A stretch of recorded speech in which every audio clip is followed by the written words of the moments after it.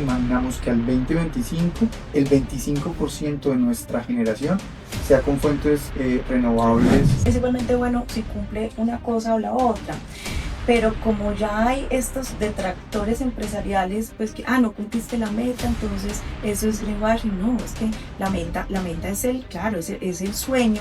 Nosotros tenemos metas asociadas a naturaleza, sobre todo con una ambición de realizar esfuerzos para la no pérdida neta de biodiversidad en la organización. Pero lo importante es, bueno, ¿y por qué no lo cumplimos? Entonces nadie va a querer hacer más allá de la ley. Estamos pues como yéndonos pues a unos extremos que no permiten el trabajo. Hola, ¿cómo están? Bienvenidos al podcast Cadenas de Valor Sostenible. Mi nombre es Marta Rudy Falla, lidero este podcast conjuntamente con Fabiola Rincón. Ella se encuentra de viaje, pero igual seguimos con ustedes. No podemos pues dar pie a que no tengamos continuidad pues en estos episodios, ya que nos están siguiendo tantas personas. Bueno, hemos tratado de tener invitados de todos los sectores económicos y nos faltaba el tema energético. Una de las empresas más importantes en infraestructura eléctrica. A mí personalmente me encanta el tema. Yo trabajé en esa pues casi 9 años, entonces conozco pues muy de cerca el sector, obviamente pues en otra época con otros retos, pero estoy feliz de estar acá con Oscar Mauricio Gómez. Él es director de sostenibilidad de Celsia. Celsia además es una empresa espectacular y para mí es la C de coherencia. Ahorita la C está importante, está resaltada, ¿cierto? Ahorita en Celsia y en toda la estrategia. Oscar, bienvenido. Muchísimas gracias por acompañarnos. Vamos a tener una conversación muy amena para enseñarle a la gente, para explicarle cómo es la cadena de valor de Celsia, que es el sector energético, pues que es en energía, en temas de sostenibilidad. Los temas energéticos ahora son los top, ¿no? Ustedes van a salvar, digamos, los temas de sostenibilidad del planeta, van a ser nuestros héroes. Entonces, muy rico conocer qué están haciendo ustedes, qué está haciendo Colombia en estos temas. Entonces, bienvenido. Muchas gracias, Marta. Muy buenos días o buenas tardes o buenas noches, dependiendo de la hora en que nos estén viendo.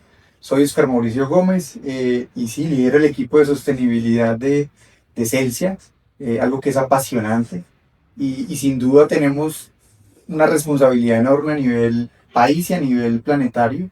El 60% de las emisiones mundiales están asociadas al sector minero energético, entonces pues ahí tenemos muchísimo por hacer, pero sobre todo muchísimo por aportar. Yo creo que ese es el mensaje que tenemos y la apuesta que estamos dando. De acuerdo, de acuerdo.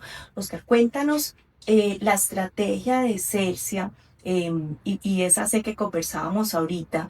¿Y qué papel tiene la sostenibilidad que tú lideras en esa estrategia?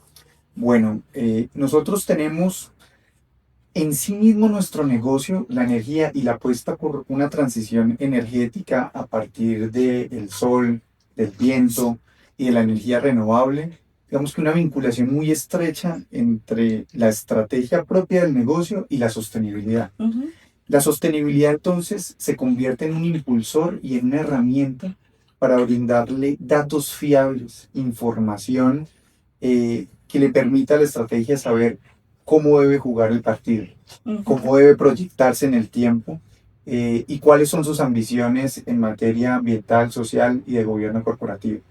La sostenibilidad entonces se convierte en esa palanca que nos va a permitir permanecer en el tiempo, que nos va a permitir vernos en muchísimos años. Es una brújula. Es una brújula y está alimentando datos todo el tiempo. Está entendiendo los riesgos, está trayendo las mejores prácticas, viendo ambiciones. Entonces, digamos que ese es el rol de la sostenibilidad en Celsia, donde como empecé, es muy asociada al corazón del negocio como tal. Entonces vamos de la mano y casi que uno podría decir que no se debe distinguir o no se distingue en Celsia cuál es la estrategia propia del negocio sin la estrategia de sostenibilidad. Por supuesto. Van de la mano. Por supuesto, porque por eso me encanta y lo veo coherente porque la energía limpia, esas energías alternativas que ustedes quieren para Colombia, para todos sus clientes, pues son netamente sostenibilidad para todos, entonces muy chévere.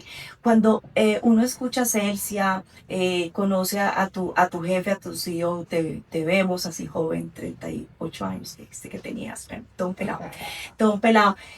Pero Celsia tiene muchos años, o sea, hoy me enteré que Celsia fue pues como una partición de Coltabaco, o sea, tiene una historia pues de años y también tiene activos de mucho tiempo, ¿sí? Cuéntanos un poquito aquí, para que no se las den de tan pelados ustedes, cómo es la historia así cortico de Celsia y cómo es la cadena de valor, en qué partes de toda esa cadena de energía está. Bueno, claro que sí, mira. La historia de Celsia arranca de una decisión en su momento de, digamos, un grupo de empresarios de tener un vehículo para poder hacer inversiones más allá, digamos, de los negocios tradicionales que estaban liderando, sobre todo en el cemento. Y crearon entonces un NIC en el que hacían inversiones, inclusive en el sector inmobiliario. Y a partir de ahí, entonces hay una posibilidad de adquirir muchos de los activos que no estaban inmersos en el negocio del tabaco. Entonces la Philip Morris estaba diciendo, yo me voy a quedar con lo que es propiamente del tabaco y tengo otra serie de activos que no necesariamente están relacionados con el negocio. Y ahí es donde, digamos, ese NIT, ese vehículo estaba adquiriendo y se queda, digamos, con unos Se quedó con la activos, mejor parte. con unos activos, digamos, importantes Sí, sí. inmobiliarios.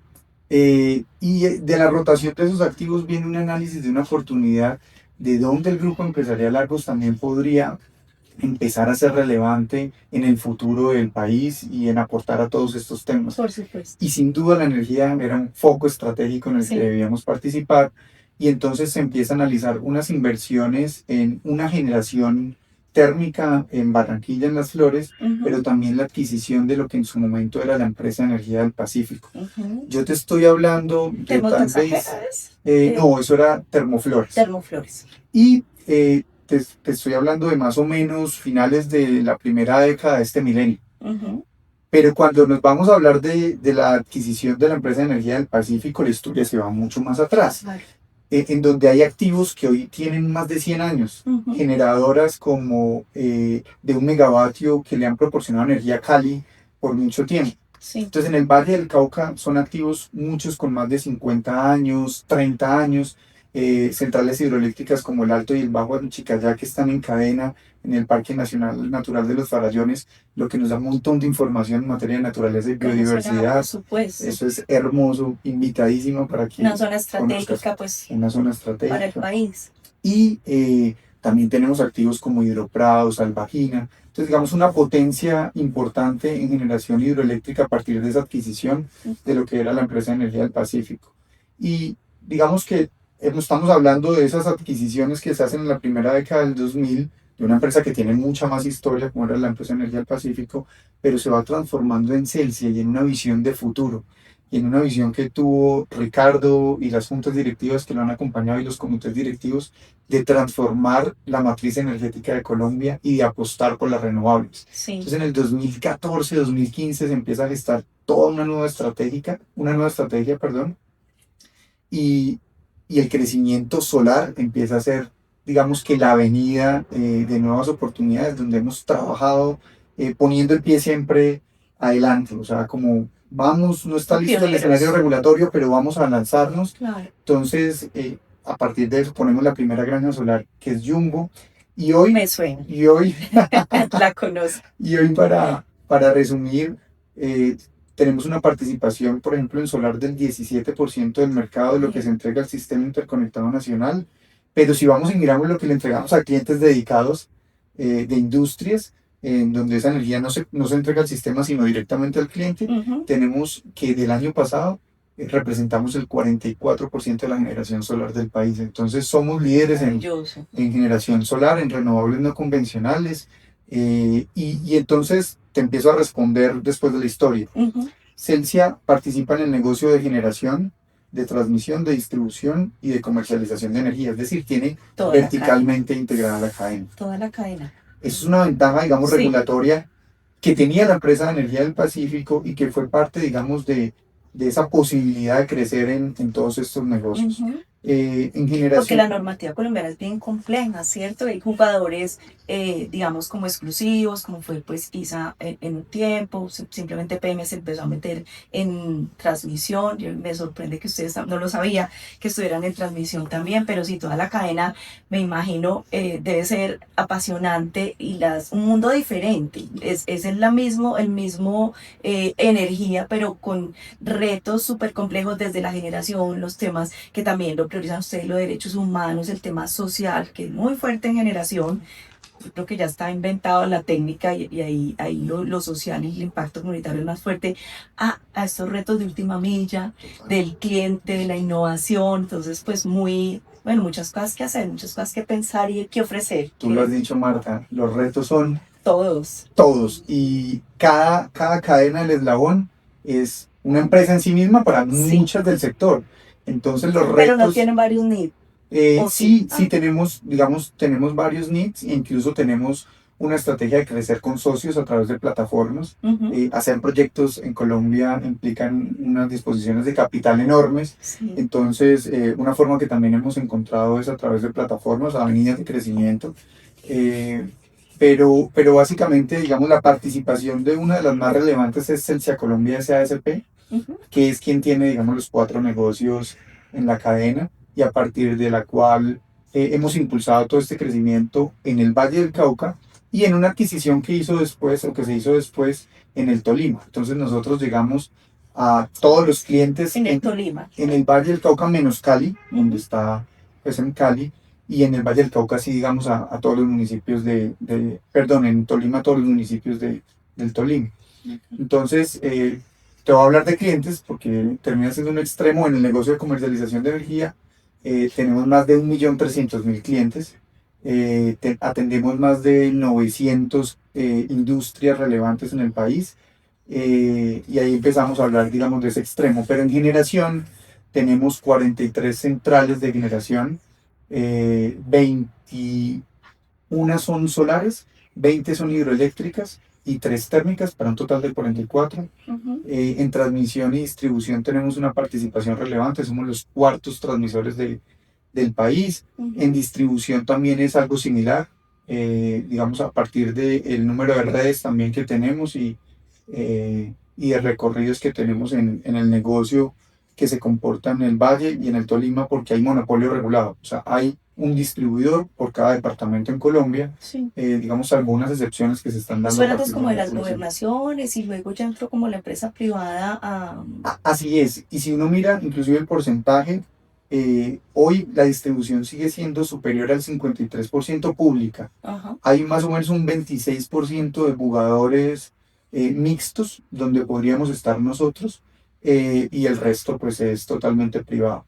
Y te digo mixto porque Celsia Colombia tiene una participación en acciones de CBC y en Cali. Ujú. Entonces, digamos que si se cuenta todo ese porcentaje, el negocio de distribución sigue siendo muy público y eso es algo que el país Sí, no sabe. sí, sí, sí.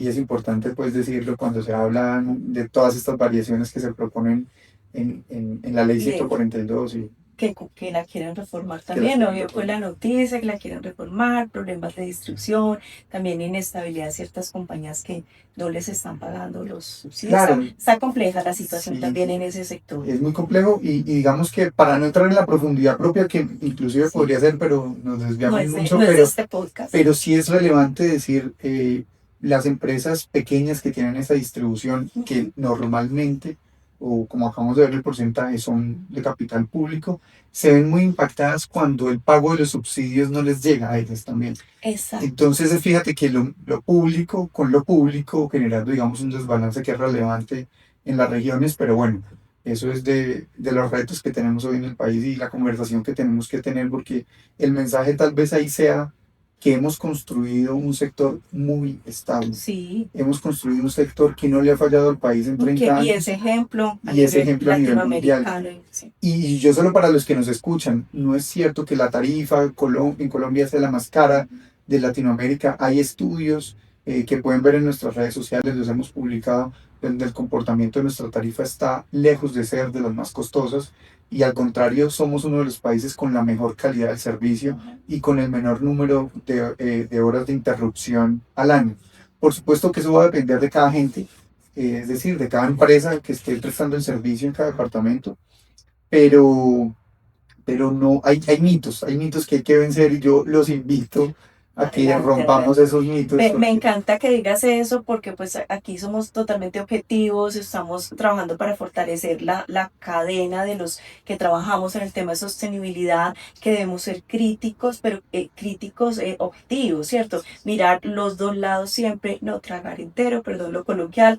Entonces, si quieres decir, porque nos gusta mucho estudiar la página web, qué documentos pueden consultar o lo ponemos de anexo al podcast, pues muy bueno, ¿cierto? Porque esta información es difícil transmitirla, Oscar, sí. es difícil, es muy técnica, entonces la gente se queda pues con los 140 caracteres de la crítica que sale en redes y no profundizamos muchos todo lo que estás contando tan interesante. Vamos a dejarle entonces dos videos anclados a este Lo vamos podcast a hacer. eh, que tocan en profundidad este tema y de una manera muy fácil de asimilar, porque estoy de acuerdo contigo. No siempre hablar de energía por el componente regulatorio tan estricto que tiene es fácil, pero vamos a dejar anclados dos videos para que puedan entender mejor de qué acabamos de hacer un abrebocas entre tú y yo aquí Qué en esta chévere. conversación. Bueno, y además el Ricardo tiene un podcast que a mí me Así es. encanta. Yo soy seguidora. Los que quieran aprender del tema energéticos, que es apasionante, lo pueden seguir. Pues, dos expertos o tres hablando allí cada mes. Muy bueno. Bueno, cuéntanos un poco, entonces, esos retos de sostenibilidad. Yo miré pues el informe de sostenibilidad de ustedes que está pues muy recién publicado. Me gusta mucho y me identifico con ese enfoque de sostenibilidad de los riesgos, ¿no? O sea, es realmente la solvencia del modelo de sostenibilidad que tienen es basada en riesgos. Si quieres, cuéntanos algo de eso y de las metas de sostenibilidad también que tienen planteadas. Creo que había una bueno, hay unas al 2030 y otras que ya cumplieron. Yo vi Sí. ya las que ya cumplieron, ya es el periódico de ayer. Vamos a ver entonces las que faltan, Oscar, y cuál es tu reto en eso. Pues mira, Marta, nosotros en materia de riesgos, yo creo que cuando uno habla de sostenibilidad, inexorablemente tiene que hablar de riesgos. O sea, es la primera mirada de ver qué puede afectar al negocio y la sostenibilidad del mismo. Entonces, los riesgos tienen que ser parte del primer momento de la sostenibilidad. De acuerdo. Y a partir de ahí vienen los planes de trabajo, la gestión, y ahí es donde, digamos, nosotros podemos aportar muchísimo. Nos integramos de la mano con el equipo de riesgos en Celsia, los hemos comprendido desde 7 riesgos estratégicos, y en lo que tiene que ver con la gestión que hacemos desde ASG, hay 2 riesgos estratégicos de la organización. Cuando digo riesgos estratégicos es que Celsia, sea como el holding de energía del Grupo Argos, ha dicho, estos son mis 7 riesgos estratégicos y 2 están relacionados con ASG. Uno es el riesgo social. Okay. Sin duda alguna es un riesgo que tenemos que trabajar para poder operar, para poder ingresar proyectos digamos, en los tiempos que esperamos. El bloqueo social y lo que significa toda la dimensión social, hay que trabajarle y le dedicamos muchísimo de El nuestra tema de energía. licenciamiento, que es complejo, Así las es. audiencias, Consultas previas. complejo en Colombia. Así es. Yo ahí te doy datos. Celsi ha hecho más de 200 procesos de consulta previa en Colombia. Celsi ha procesos de participación relevante, opera activos de complejidad importante donde hay que estar ahí y donde los equipos sociales son muy relevantes. Entonces ese es un riesgo. El otro riesgo se llamaba un cambio climático y biodiversidad. Acabamos de hacer un ajuste y lo estamos denominando cambio climático y naturaleza. Sencillamente para una comprensión de todos es que la naturaleza cubre más allá de lo que está vivo y hay recursos tan importantes como el agua que se pueden incluir y traer a la conversación. Entonces ese es el otro riesgo estratégico. Entonces fíjate que si un comité directivo, una junta en el más alto nivel dice, oiga, esos 2 temas para mí son estratégicos, de ahí la avenida de trabajo para los equipos de ASG y los equipos socioambientales pues está muy clara y está muy marcada. Y viene todo el Facilita trabajo. ese entendimiento. Y la Junta aquí, una abrebocas para que continúe, la Junta de Celsius es muy activa, se les llevan esos riesgos, opina, aprueba la estrategia. La Junta tiene un comité de sostenibilidad de gobierno corporativo. Dentro de la estructura de gobernanza que hemos diseñado. Tenemos 2 reuniones al año y vamos y les llevamos los temas más importantes en los que hay que tomar decisiones. Decisiones asociadas a cambio climático, decisiones asociadas a escogencia de estándares, y de ahí también se dan toda una serie de direccionamientos para que la gobernanza de la sostenibilidad esté muy articulada, desde temas como los beneficios extralegales que puede haber en la compañía asociados al desempeño ASG, Sí. como la deuda sostenible que tiene la organización, que tiene 4,8 billones de deuda en total, y cerca de 1 billón es sostenible, o sea, el 20%, entre el 18 y el 20%. ¿Y eso qué significa? Que haya toda una gestión asociada a esos procesos de financiación en materia ambiental, social y de gobierno. Entonces la Junta le está haciendo seguimiento a eso 2 veces en ese comité, y cuando un tema tiene una relevancia ya significativa, se lleva a la Junta Directiva en plena como tal. Listo, ahorita hablemos eso de deuda de sostenibilidad, que no te lo entendí bien, me parece un concepto interesante. Entonces, me estabas contando de las metas. Bueno, entonces las metas, nosotros tenemos metas en las 3 dimensiones. Ujú. Y como tú bien lo decías, teníamos unas que se estaban formulando a 2025 y otras a 2030. El primer ejercicio de metas ambientales, y cuando uno dice, bueno, metas ambientales, ¿qué es? ¿Cómo se come? ¿Qué significa? Es proponerse un indicador ambicioso, cuantificable y con horizonte de tiempo. Ujú. Muchas de las empresas que están empezando a hablar en sostenibilidad tienen indicadores de gestión. Entonces yo mido cuántas emisiones tengo. Y digamos que ese es un punto de partida y está bien. Mi huella de carbono es tanto.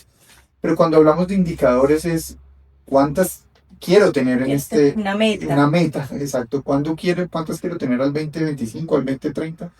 Y eso es, digamos, el ejercicio que hemos venido haciendo en Celsia. El primer ejercicio de metas fue el 2015. Ujú. Entonces nos vimos en el 2022 cumpliendo todas las metas que nos habíamos formulado en el 2015 y dijimos, Antes, pues. oiga, antes del 2025 ya hemos cumplido, tenemos que empezar a trabajar en el nuevo horizonte de metas.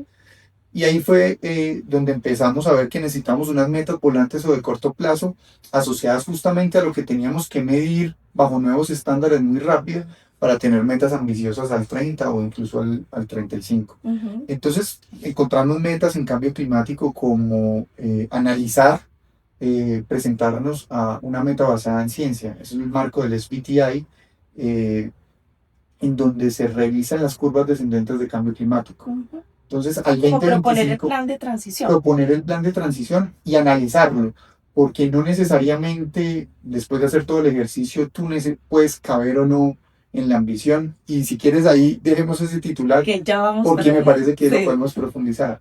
Tenemos metas, por ejemplo, en disminución de SF6, Ajá. que son los gases en las subestaciones DIS en el negocio de transmisión. Entonces, cuando uno está hablando de metas y de toda la cadena, tiene que reflejarle al mercado metas en generación, en transmisión, distribución y Ah, bueno, comercialización, además. además de todo, sí. Porque hablar a veces en generación es mucho más sencillo porque es la capacidad instalada que pone renovable. Por ejemplo, esa es otra meta. Entonces nosotros nos imaginamos que al 2025 el 25% de nuestra generación sea con fuentes renovables no convencionales en capacidad instalada. Y aquí un concepto súper fácil y es, uno cuando habla en generación puede hablar o en la energía generada en un año o en la capacidad instalada que tienen las plantas, o puede hablar, digamos, en la energía en firme que está comprometida. Ujú. Pero básicamente utilizamos los dos primeros y es la energía generada y la capacidad instalada que tienen las plantas. En capacidad instalada entonces esperamos al 25, que el 25% de nuestra capacidad sea con renovables no convencionales y al 2030 estemos cerca del 32%. Eso es lo que hemos visto, eso es una apuesta significativa porque significa balancear el mix de Claro, generación claro. de la organización. Sigo en metas ambientales. Nosotros tenemos metas asociadas a naturaleza, sobre todo con una ambición de realizar esfuerzos para la no pérdida neta de biodiversidad en la organización. Si nos vamos al componente social, tenemos unas metas asociadas a la experiencia del cliente, que es parte también de la estrategia y del centro de Celsia. En gobierno corporativo tenemos lo propio. Y todo ese detalle yo los invito porque ese es el tercer link que les voy a dejar y es que conozcan nuestro reporte. Tenemos dos productos, un reporte integrado completo y tenemos un resumen de 3 páginas donde están los principales indicadores. Entonces, ¿qué ha sido el reto, Marta? Formularse metas no significa que todas las vayas a cumplir.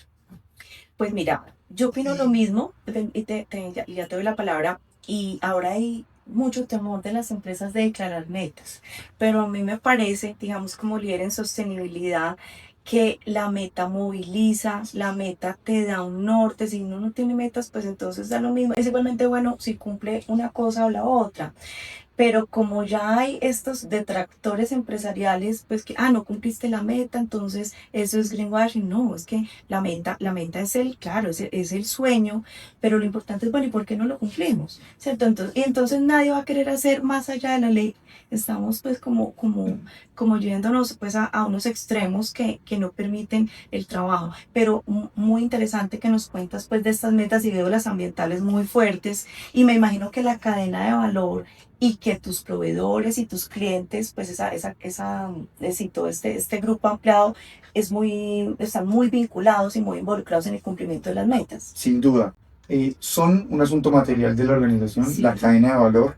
Nosotros lo gestionamos desde la dimensión social. Siempre ha habido esa duda de dónde pongo yo la cadena de valor cuando estoy Exacto. hablando de materialidad. Sí. ¿La pongo dentro de la dimensión de gobierno o la pongo en la Como dimensión los social? proveedores, Los eso proveedores. están todos. Exacto. Entonces nosotros la gestionamos desde un plan de metas sociales. Ese plan de metas sociales está en proceso de aprobación, pero que esté en proceso de aprobación es para poderlo divulgar al mercado, pero no quiere decir que ya no se gestione.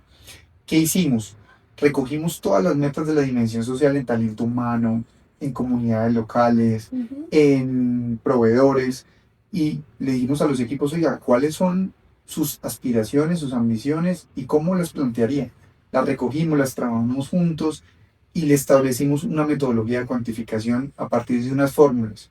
Y es saber con el indicador cómo se van alcanzando metas volantes. Ajá. De manera que yo le pueda contar a la junta, a los comités, de una manera cuantitativa, algo que muchas veces es cualitativo. El avance. El avance. Entonces tenemos ahí un ejercicio súper bonito y en proveedores empieza uno a hablar de cuál es tu meta en contratación de mano de obra local, de proveedores locales, perdón. ¿Cuál es tu meta asociada a todo lo que tiene que ver con vinculación de proveedores en las regiones? Entonces, digamos que eso ha sido súper importante y nos ha establecido cuantificación en la forma de seguir el desempeño del CG. Muy chévere, porque pues también lo que tú dices permite esa gobernanza, que la Junta se involucre y esté haciendo pues seguimiento y te da también a ti tranquilidad como líder.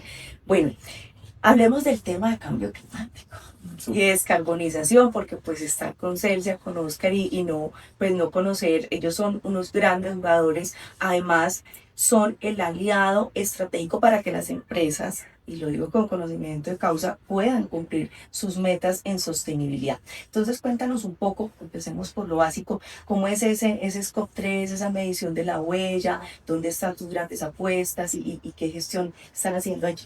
Bueno, el tema de cambio climático, y no quiero parecer muy técnico, pero también, ya lo dije, es un riesgo estratégico y también es un asunto material. Entonces se desprende, cuando uno tiene riesgo estratégico y asunto material y está hablando de sostenibilidad, pues tiene los reflectores todos puestos allá.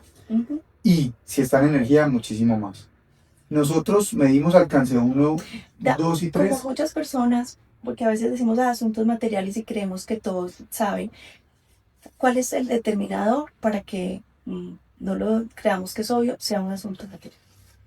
Escoger los asuntos materiales en una organización significa haber pasado por una metodología con todos los grupos de interés que le permita a uno entender qué es lo más relevante para una organización. Esos dolores, esas apuestas. Esas apuestas. Está desde el punto de vista, desde lo que lo puede impactar, pero también desde cómo la empresa impacta esos temas. Y eso es lo que empieza a ser un concepto un poquito más profundo, que es el de doble materialidad o la materialidad financiera. Sí.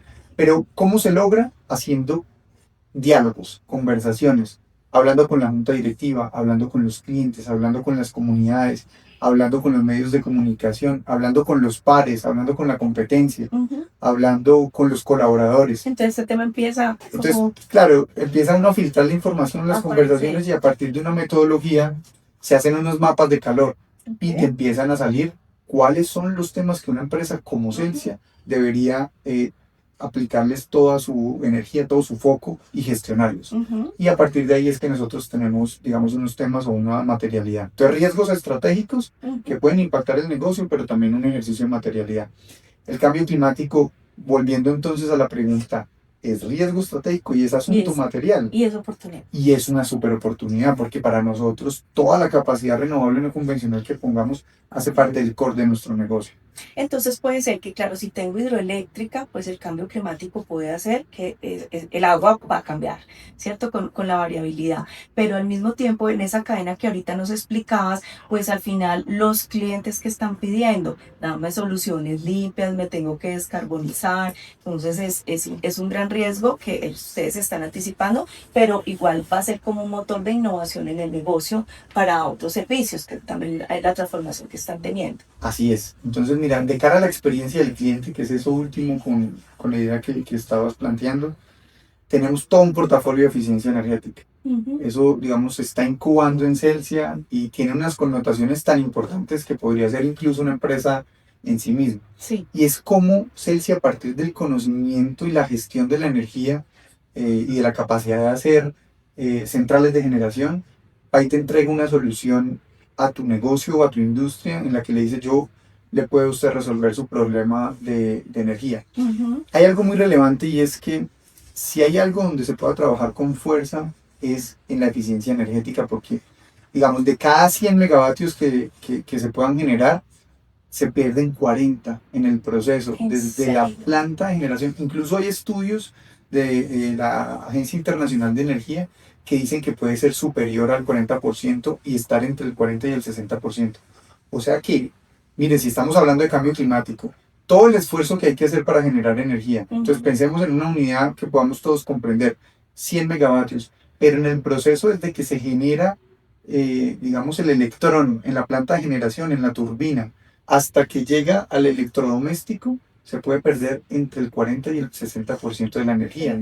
Entonces, esos son emisiones. Si, claro, tú lo multiplicas por factores de emisión, eso es una cantidad de emisiones y ahí es donde hay que trabajar. Sí. Por eso hay quienes dicen que el futuro está en la eficiencia energética. Ahora, si tú vas y miras los objetivos de desarrollo sostenible, el 7, que es energía asequible y no contaminante, sí, una de las palancas es la eficiencia energética. Y ahí entonces Celsia tiene una serie de productos que le permiten a las empresas identificar en dónde están perdiendo los flujos de energía y dónde pueden hacerse más eficientes a partir de una solución solar en un techo, en un piso, un respaldo térmico, un distrito, y esas soluciones son muy lindas porque son adaptadas a cada negocio, o sea, eso no tiene una fórmula única. Entonces llegamos a ser como un socio, un partner. Diseñan con el cliente. Diseñamos con el cliente y eso es muy chévere. Es súper revelador y nos permite contar una historia muy bonita y de la que nos sentimos muy orgullosos de cómo es transformar la energía en Colombia.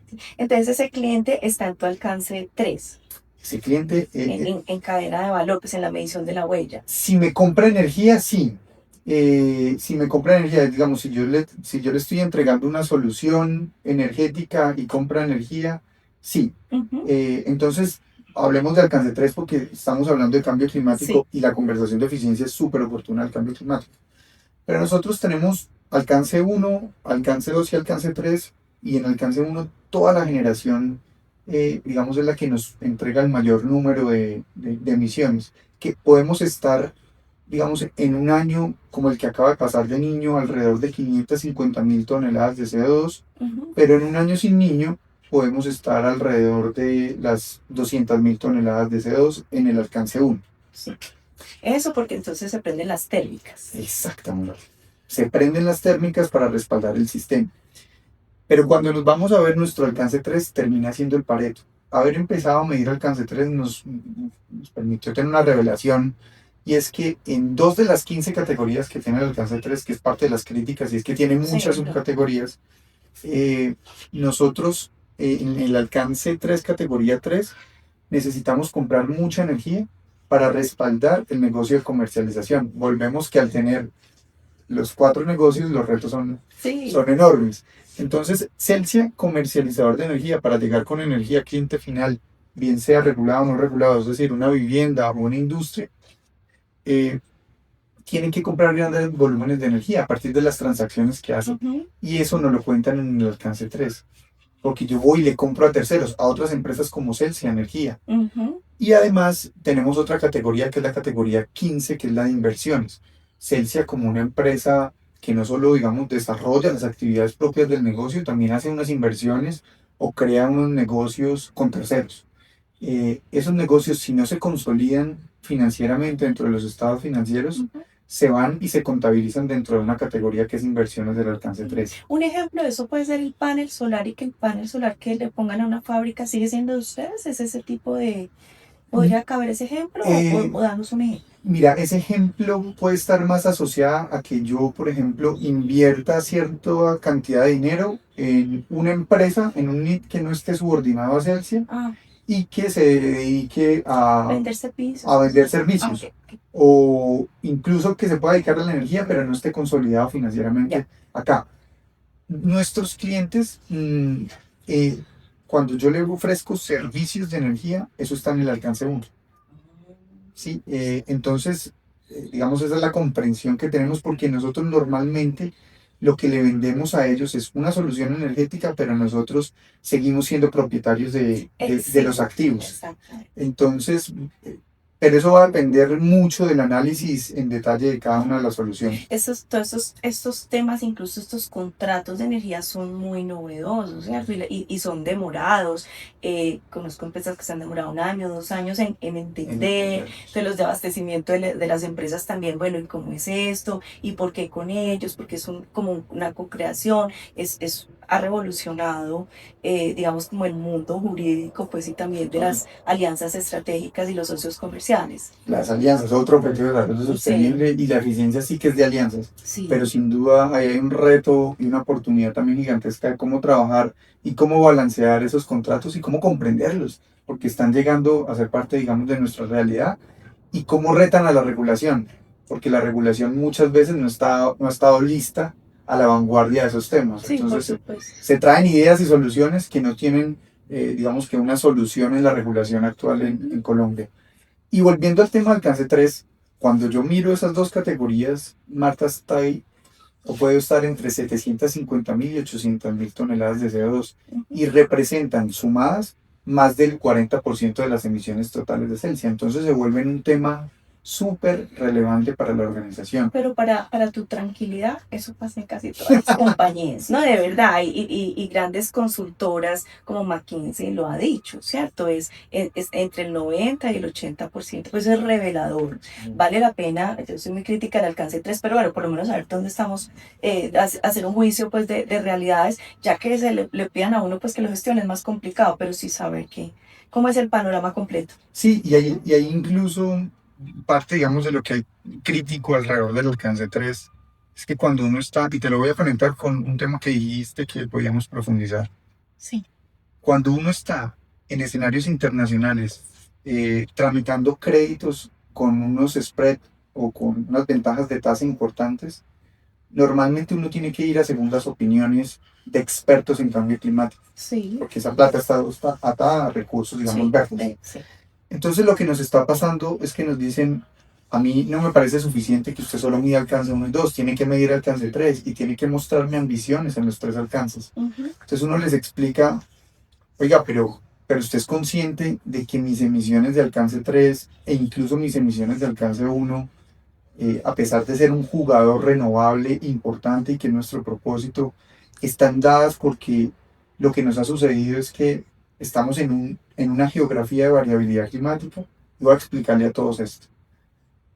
Estos marcos muchas veces están asociados a juntas directivas o a posiciones ocupadas por Estados Unidos y Europa, pero mayoritariamente Europa.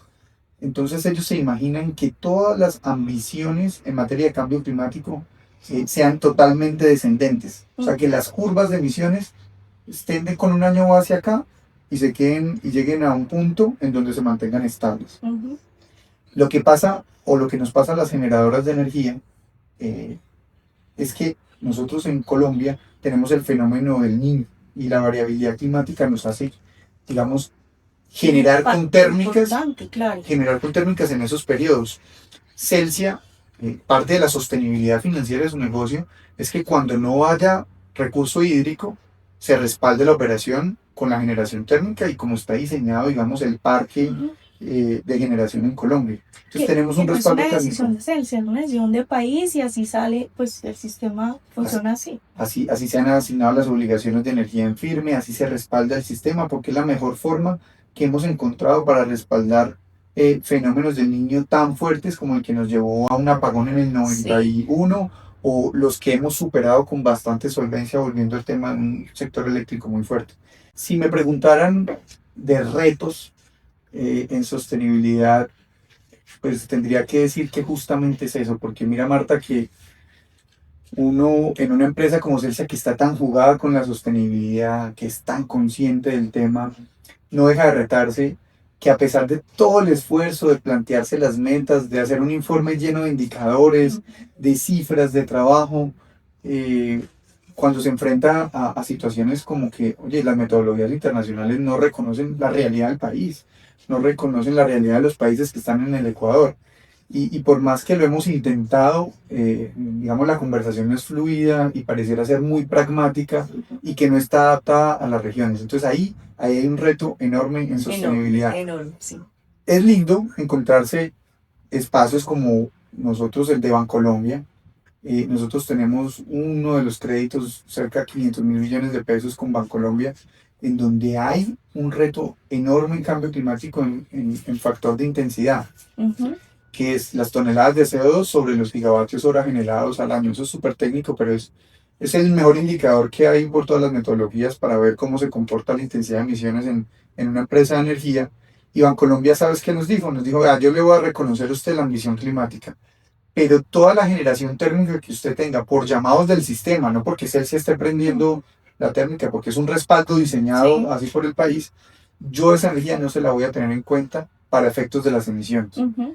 Entonces, sigue siendo retador el indicador, pero hay un reconocimiento a la realidad nacional y digamos que eso es parte, digamos, de lo que tenemos con Bancolombia. Sí, interesante.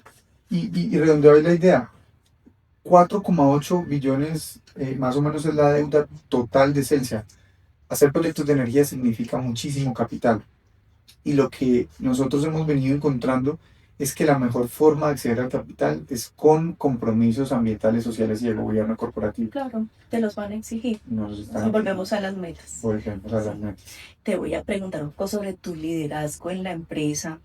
Tú llevas 3 años, tú ya estabas en Celsia antes de, Sí, la historia es larga, desde el 2014. bueno, pero como líder, digamos, del Sí. tema hace 3 años.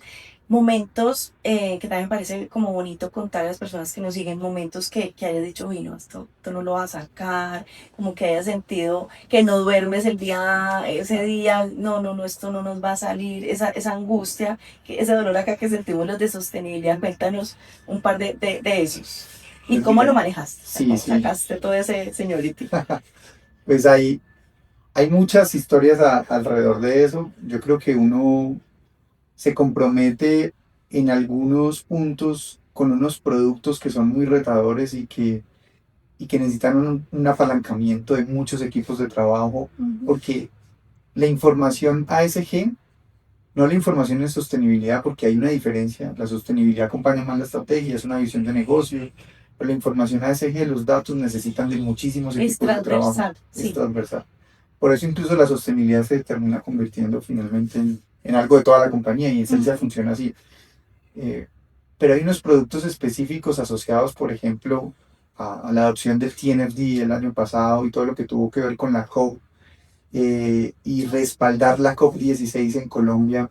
Eso significó un trabajo enorme, estar listos como tempranos adoptantes de ese estándar y entender todo lo que significaba en naturaleza. Sí, no pérdida, llegan a cero pérdida neta, te entendí. Tenemos la no pérdida neta de De biodiversidad al biodiversidad. 25 y Eso realizar es, esfuerzos por wow. la neto positividad al 30. No, no, no, eso es, Entonces, cuando tú estás wow, sí. declarando eso al mercado, organizando todas las fichas, se siente la presión. La COP 16 y organizar también el evento en donde todo el grupo empresarial estaba hablando de naturaleza.